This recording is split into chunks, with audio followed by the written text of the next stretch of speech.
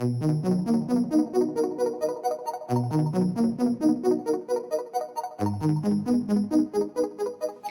hello there. I'm Nusha, also known as Ferocious and Pretty Pens, and welcome back to my channel. If you're new here, welcome. This channel is dedicated to all things related to fountain pens, fountain pen inks, penmanship, artsy-fartsy things, or whatever I feel like filming at the present time. If you're returning, I'm glad you came back for more of this. Today's video is going to be about the Opus 88 Demonstrator. If you're interested in learning more about this pen, then keep watching. Opus 88 is a company out of Taiwan. They have been third-party OEM making pens for other companies for 40 years or more. The owner and founder, Michael Su, I believe that's how it's pronounced, I apologize if I got it wrong, he came up with this idea of a design or form factor for a pen and decided to release it under his own company, which is now Opus 88. The key thing about this pen that makes it really interesting is the overall look of it, as well as the filling mechanism. This is an eyedropper pen, but it also has a flow valve piston thingamajig on the inside. So I'm going to switch camera angles and we are actually going to do a full unboxing and first inking of this pen. For the first time on this channel, a real unboxing. I have not opened this yet. I haven't touched the pen, so let's take a look. This is a weird box thingy, and apparently it comes with directions. Whoa, okay. So apparently you're supposed to take the grip section out and fill that way. I don't know if you can see that, but there's that black, this thing. I guess this is just to help control ink flow. You're really supposed to fill the pen counterclockwise, lefty-loosey. Wow, that is a fatty O-ring right there. That probably helps prevent it from leaking. Yeah, I've never seen a O-ring that's that heavy duty before, but I guess that makes sense. And then there's whatever this thing is. So this is a learning experience for both you and I. The ink I've chosen is Soft Mint. Since this is a demonstrator, I didn't want to pick a red or a purple ink because I have no idea if it's going to stain or not. So I figured Diamine Soft Mint was probably a safe bet. Now to get the eyedropper thingy. Oh, okay, so you gotta pull this part out. I don't know if I was supposed to get ink all over the place where it screws on. I don't think it'll leak because of that fatty O-ring, but there's no recommendation of using any silicone grease or anything like that, so it should be totally fine as is, but we'll see, I guess. This pen can be broken, I will break it. I have released the hounds, aka this tail section thing. This is really weird. I don't know how I feel about this. How far am I supposed to release it? Did I go too far? Like, did we release the hounds? Are we ready to write yet? Let me just get a piece of scratch paper. I think this is just HP copy paper. Like, when is it supposed to start flowing? Hello? Is anybody home?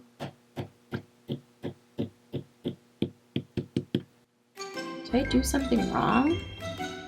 I want to be fueled to write, but it said to just open it slightly. Did I go too far? Like, what the French toast, man? Okay, I cannot be dumber than a fountain pen. Come on. Hello? Mine's broken. 5 years later. There we go. Ugh, that was really annoying. Well, I hope you enjoyed watching me struggle filling this. So I'm going to write with the pen for a few days, get the feel of it, and come back and give you my thoughts. So it's been a couple of days and I have been using this pen nonstop for shorter writing sessions, longer writing sessions, print, cursive, hand lettering, you name it. I've been using this. I now feel as if I can give an informed review of my actual experience with the pen instead of just first impressions. The overall form factor of this pen, I am a big fan of it. I love that it's a demonstrator. I'm a big fan of anything that's demonstrator. It gives you an idea of how much ink you have left. On top of that, I love the fact that it has these clear sections on the cap and the blind cap back here. Now, if you are a clip person, this comes with a clip. It has a matte powder coating that's black, at least on the Opus 88 demonstrator. It is pretty springy. The other thing about this pen that you should know, if you are a poster, this does not post. This is something that I don't like about the pen. It takes 4 screws to get it off. So if you are in a situation where you are needing a pen quickly, it's gonna take you a while to get the cap off. The overall size of the pen, I don't have big hands, I don't have small hands, my hands are medium-ish. This fits pretty nicely in my hand and is a pretty well-balanced pen. For an overall size comparison, I have a TWSBI VAC 700R, this is the Iris edition, and a 580 Diamond. I chose these specifically because this is a fairly common brand in this hobby, so I'm hoping that at some point or another you've held one of these unposted to know what this is going to be like. Looking at these two, it's closer to the VAC 700R than the TWSBI 580. As far as weight, the weight of this pen, this is not a very heavy pen because it's all resin. The Opus 88 is closer to the VAC 700R. Another feature to talk through on this pen is that while it is an eyedropper, you saw me fill it up, it does have this piston that's attached to a blind cap up here. This piston is apparently made out of ebonite, and it has a gasket on the bottom of it that allows you to shut off the ink flow or to open it up. So if you're doing a longer writing session or you really like a super wet writing experience, you can open this valve up and allow for the ink to flow in. The thing that drives me batshit crazy about this screw blind cap is how freaking squeaky it is. Listen.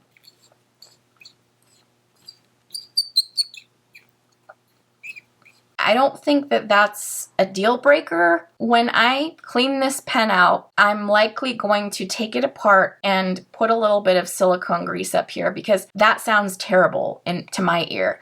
Every single time I'm using the pen to have it squeak like that. Oh, sorry. I apologize. Before we get going on the writing sample, I forgot to mention that this comes with a Yovo number 6 in stainless steel. It's available in extra fine, fine, medium, which is what I have, broad, and a 1.5 millimeter stub. So if you have other Yovo number 6 nib units and you want to swap it out, you can totally do that. Now, my specific nib has a little something interesting about it, and I don't know if you can tell what that is. If you can't tell what it is, let me clue you in. You can see where the nib slit was cut. It was cut slightly off center. Get the light. So that means that the tine on the right-hand side is a little bit thinner than the tine on the left-hand side. So whenever I'm writing, depending on the style or the angle that I hold the pen at, it can be a little bit scratchy. Ah! Why have you forsaken me? I just have bad luck with nibs. I don't know what's going on. For a pen that retails for $120 US, this shouldn't be an issue.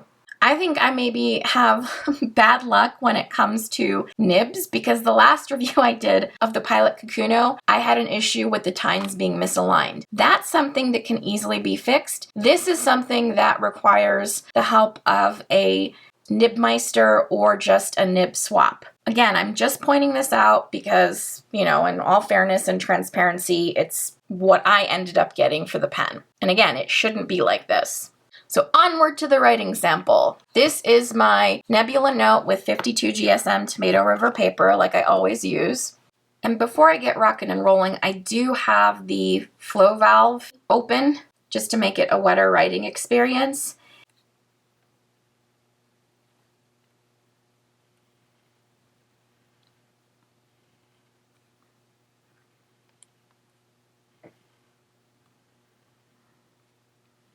Don't ask me what that P is about. It's a lot fatter than the rest of the letters. I don't know what happened there. I plead the fifth.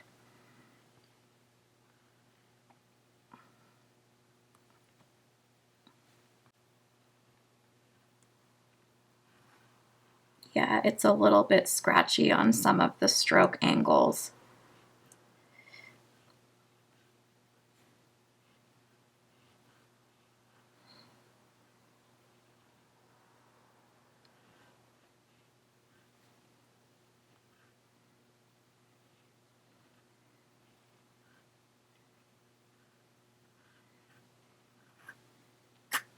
Oof, yeah.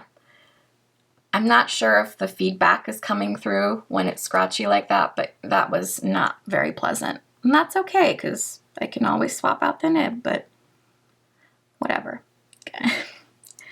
Moving on.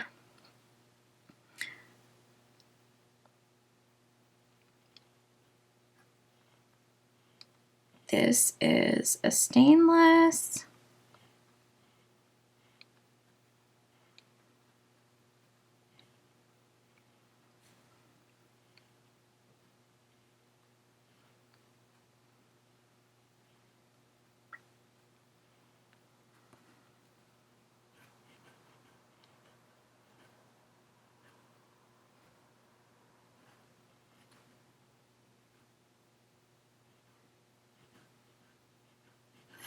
Yeah, the strokes up and to the side are just the teensiest bit scratchy. This is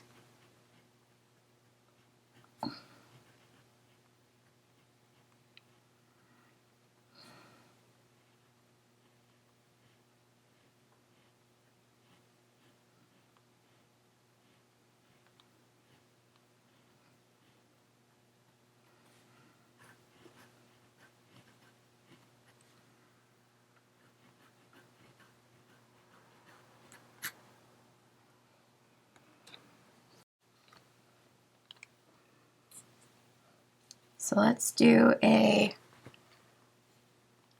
regular cursive writing sample.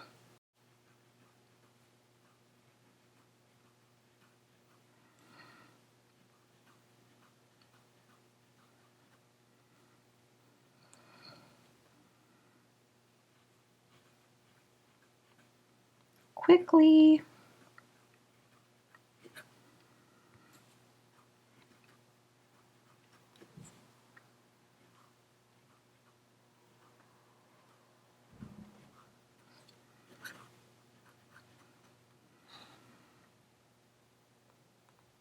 Not bad. So now let's do fast.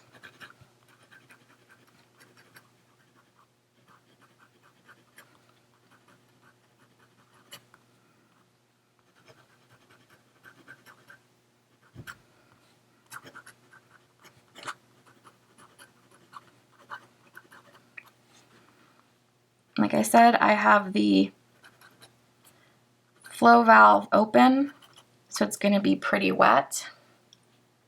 Now let's look at line variation. This is pretty. This is a rigid nib, so it's not meant to flex at all.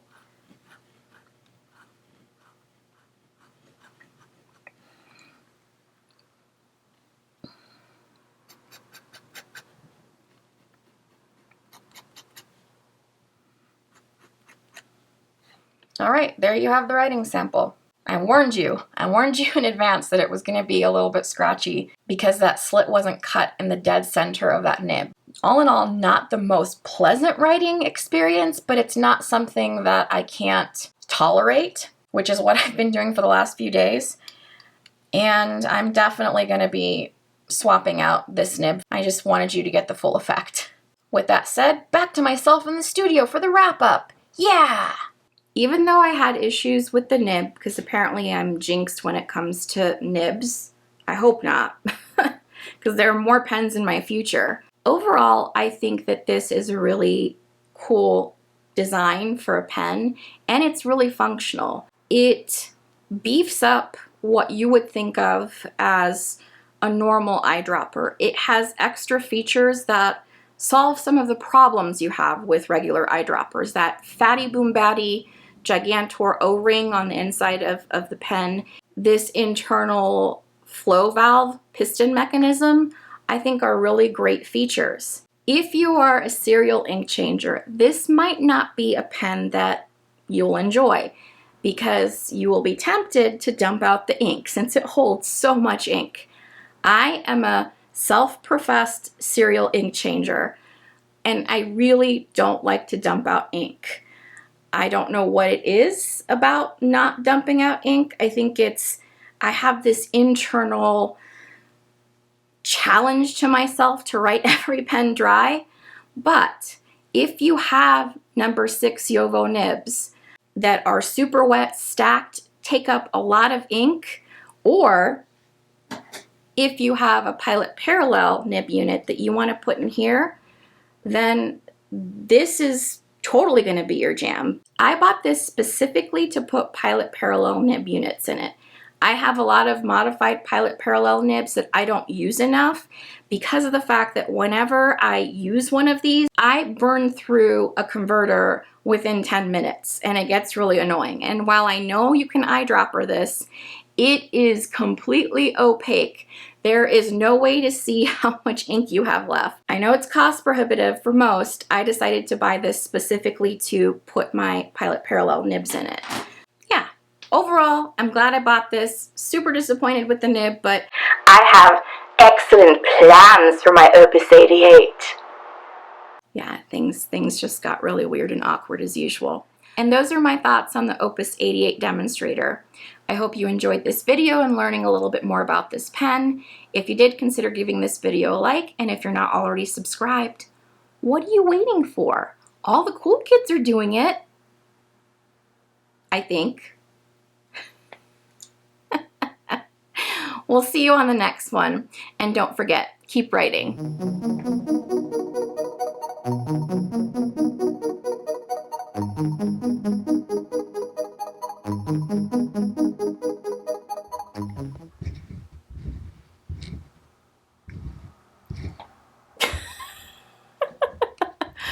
It's too close. That's really far away though. Just bring it a little bit closer. Just a little bit. Hi. Oh my god, hi. This isn't a real pocket. Okay, well, it's a fake pocket. Okay, well, yeah, it's a fake pocket. The scandal. Unique New York, unique New York, unique New York, unique New York. She shells by the she. Okay, well, none of those work for me. Inky, for Pete's sake. Don't act all innocent. You know you're not supposed to be up here. You're in my light. You're messing up the beauty shot. Sir, no shirt, no shoes, no service. Get out of here. Scram. Love you. Where was I? I don't know how to spell demonstrator. What is happening? Kill 2 birds, 1 stone. Don't kill any birds. Animal niceness, be nice to animals.